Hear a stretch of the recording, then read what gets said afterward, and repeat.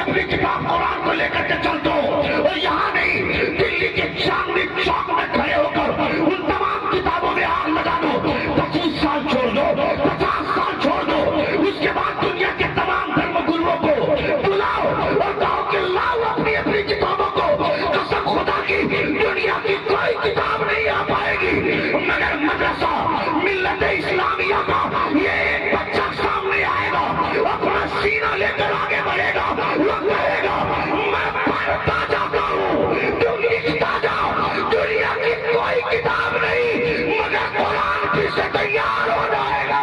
نعرہ تکبیر، نعرہ رسالت، یا رسول اللہ، علماء اہل سنت، عظمت قرآن، شان قرآن، نعرہ تکبیر۔ دنیا کی کوئی کتاب نہیں آ پائے گی مگر قرآن پھر سے تیار ہو جائے گا۔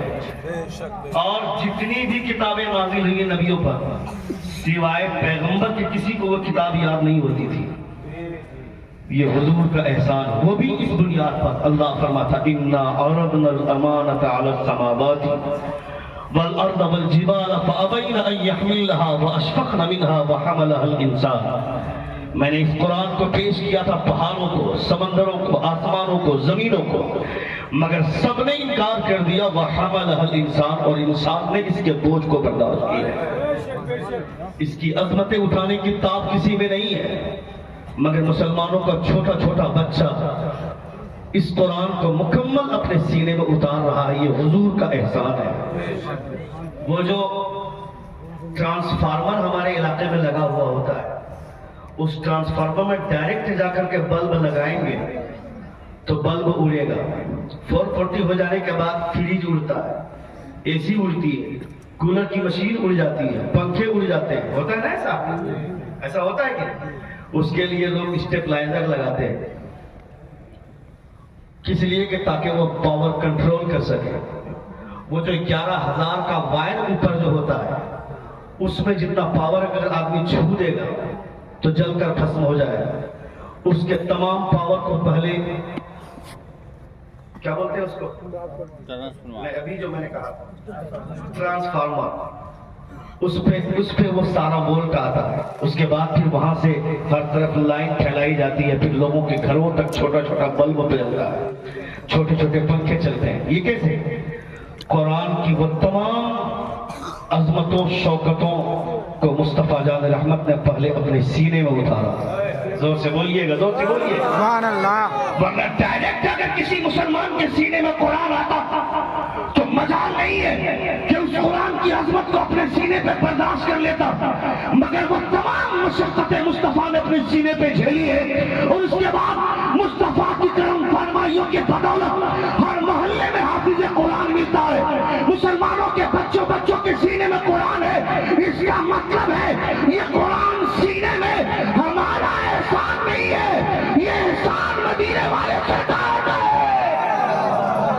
یہ احسان مصطفیٰ کا ہے۔ زور سے بولیں، سبحان اللہ، زور سے بولیں، یہ احسان حضور کا ہے، رسول دی وقار صلی اللہ تعالی علیہ وسلم کا احسان ہے۔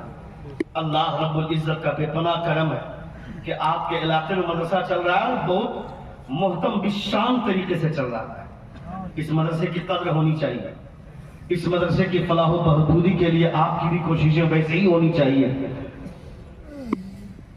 اساتذہ کی کوششیں ہیں، آپ کی بھی کوششیں ویسی ہی ہونی چاہیے۔ ایسا نہیں کہ آپ خود آزاد پھریں، چونکہ مدرسے کا ماحول آج کے حالات میں صدر سیکریٹری اور خزانچی کی وجہ سے اتنے داغدار ہو گئے ہیں، لوگ آ کر کے صبح شام مدرسے کے اساتذہ پر جماتے ہیں اور آ کر کے اونچی آواز میں بات کرتے ہیں۔ ایسے لوگوں کو شعور ہونا چاہیے کہ یہ لوگ بیٹھ کر کے مصطفیٰ جان رحمت کا دین سکھاتے ہیں، رسول دی وقار صلی اللہ تعالی علیہ وسلم کا قانون سکھاتے ہیں، اس لیے ان کی قدر ہونی چاہیے جو مدرسے میں بیٹھ کر بچوں کو پڑھاتے ہیں۔ اتنا آسان نہیں ہے، اور پھر تنخواہ ہی ان کو کیا ملتی ہے، اس تنخواہ کی بدولت ایک مہینہ محنت کرتے ہیں، رات میں کبھی دیکھنا مدرسے کے بچے اگر کبھی باہر مل جاتے ہیں تو لوگ آ کر کے چائے کی دکان پہ بولتے ہیں فلاں مدرسے کا بچے کو دیکھو، جب بھی دیکھو تو وہ چائے کی دکان پہ، پان کی دکان پہ، بازار پہ گھومتا رہتا ہے، فجر میں اگر کوئی بچہ نہیں اٹھا تو لوگ آ کر کے شکایت کرتے ہیں. میرے مدرسے میں ایک صاحب نے میٹنگ میں آ کر کہا کہ مفتی صاحب مدرسے کے بچے صبح فجر کی نماز پڑھنے کے لیے آدھے سے زائد نہیں اٹھتے. میں نے کہا کہ آپ کے گھر میں کتنے بچے ہیں؟ کہ ہمارے گھر میں 7 افراد ہیں. میں نے کہا کہ آپ کے بچے کو میں نے کبھی مسجد آتے ہوئے نہیں دیکھا. تمہیں کوشش یہ کرنی چاہیے تھی کہ پہلے اپنے بچوں کو نمازی بنا. تم کو پتا ہے مدرسے میں کس ٹائپ کے بچے آتے ہیں؟ جو گھر کے تمام لوگوں کے کنٹرول سے باہر جو بچہ ہوتا ہے اس کو مدرسے میں ڈالتے ہیں لوگ. کہتے ہیں حضرت ہم سدھارتے تھک گئے، یہ ہمارے کنٹرول سے باہر ہے، اب یہ آپ کے حوالے، آپ ہی اس کو سدھاریے.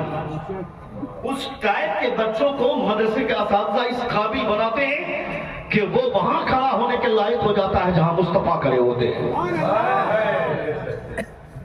آپ وہاں کھڑے ہوتے ہیں جہاں حضور کے صحابہ کھڑے ہوتے تھے، اور آپ کی زکات اور فطرے کی رقم سے پڑھنے والا بچہ قرآن سناتے وقت نماز میں وہاں کھڑا ہوتا ہے جہاں حضور کھڑے ہوتے ہیں. یہ صرف اور صرف مدرسے کی خوشبوؤں کی بدولت ہے. چونکہ یہ لائن ایسی ہے، یہاں پہ جب تک استاد کی جوتیاں سیدھی نہیں کی جاتی ہیں تب تک علم حاصل نہیں ہوتا. یہاں پہ فیضان کام زیادہ کرتا ہے.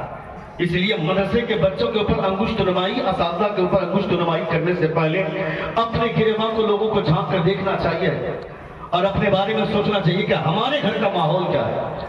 رسول دیبکار صلی اللہ تعالیٰ علیہ وسلم کی تعلیمات کی خوشبوئیں یہاں پھیلتی ہیں. اس لیے ان اداروں کی قدر ہونی چاہیے.